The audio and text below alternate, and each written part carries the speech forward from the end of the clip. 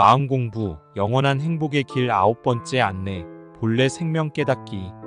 먼저 이치 헤아리기가 무엇이고 왜 중요한지에 대해 알아보자. 앞에서 배운 신고와 주문을 생활화하는 것만으로도 내 삶을 보다 가치 있고 행복하게 만들 수 있다. 하지만 이것만으로는 하늘림 상태를 원활하게 회복하며 안정적, 지속적으로 행복을 누리기에 부족하다.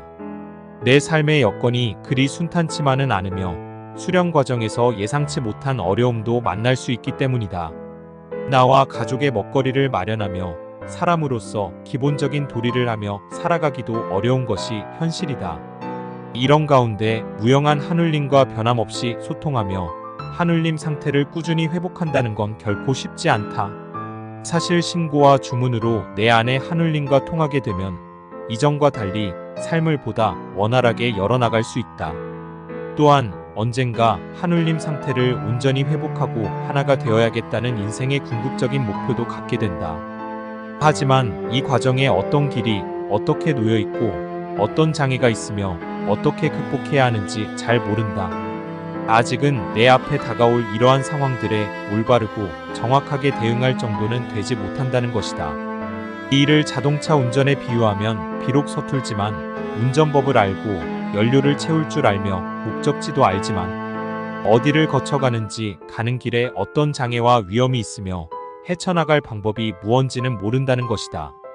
그러면 어떻게 해야 하는가? 이 문제를 해결하는 방법이 바로 궁리, 즉 이치 헤아리기이다.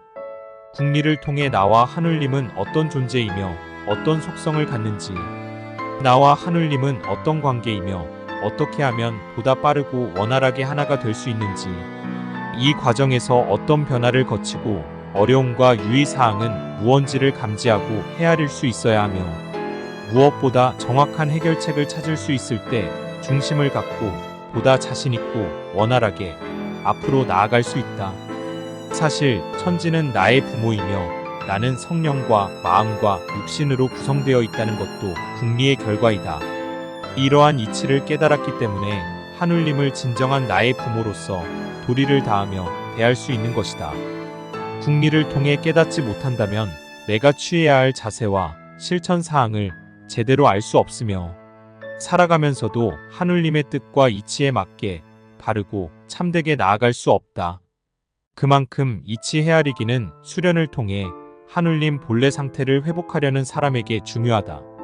다음으로 이치 헤아리기를 할 때 따라야 할 기본 원칙을 살펴보자. 궁리는 어떻게 하는 것이며 어떻게 하면 잘할 수 있는가? 첫째, 궁리, 즉 이치를 헤아려 깨닫는 것이 수련과 인생에서 꼭 필요하다는 사실을 받아들여야 한다. 그냥 주문만 외우려 하거나 맹목적으로 하늘림을 믿으려고만 해서는 좋은 성과를 얻기 어렵다. 둘째, 이치를 헤아리기 위해 스스로 노력해야 한다.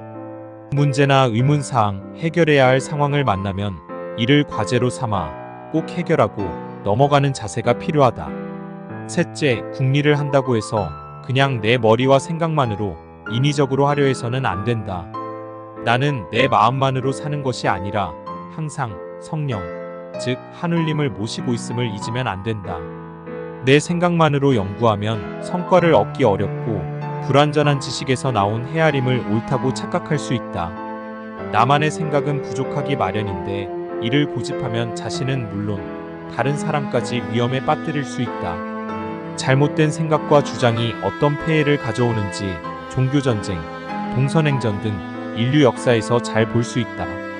끝으로 진정한 삶은 궁극적으로 무한지혜를 가진 성령, 하늘림으로부터 나오는 것임을 알아야 한다. 인간에게 있어 진정한 삶은 어떻게 가능하며 그것은 어디에서 비롯되는가? 인간인 나의 감각과 인식에는 한계가 있다. 내가 해답을 찾기 위해서는 의식적인 노력도 필요하지만 이것만으로는 진정한 삶에 도달할 수 없다. 나는 성령, 마음, 육신으로 구성되어 있다. 진정한 삶은 나의 감각과 인식을 넘어선 한없이 넓고 크고 맑고 깨끗한 성령, 하늘님에게서 나온다. 올바른 이치 헤아리기와 진정한 삶은 바로 이러한 사실을 받아들이는 데서부터 시작된다.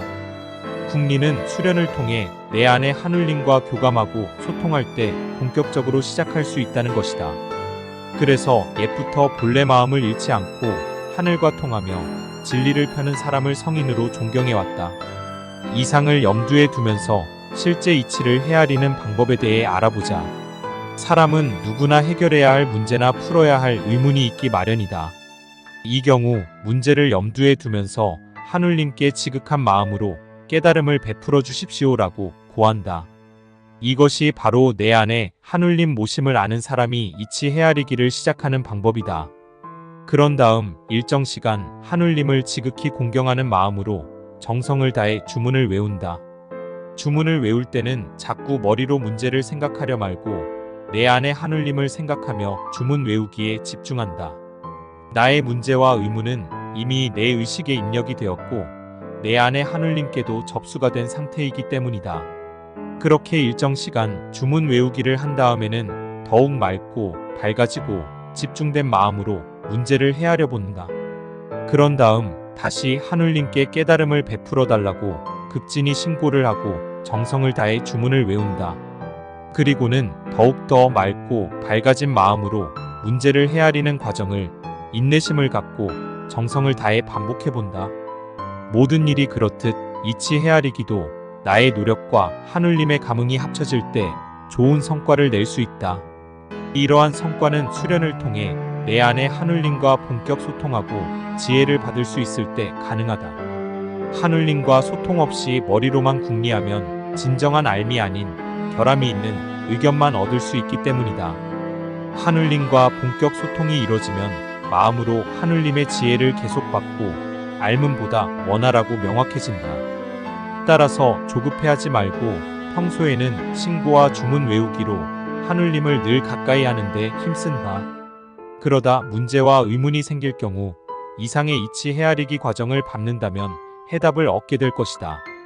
이때 문제가 어려운 정도에 따라 보다 지극한 정성과 높은 집중, 더 많은 시간이 요구될 수도 있다.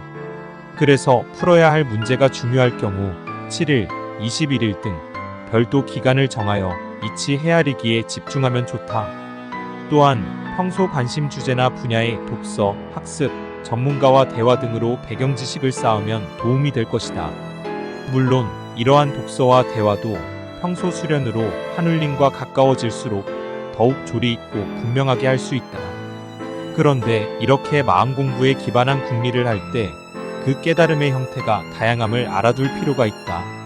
즉 문제에 대한 해답과 방안을 꿈으로 꾸기도 하고 마음으로 어떤 이미지를 분명히 떠올리기도 하며 갑자기 말과 소리로 듣기도 한다.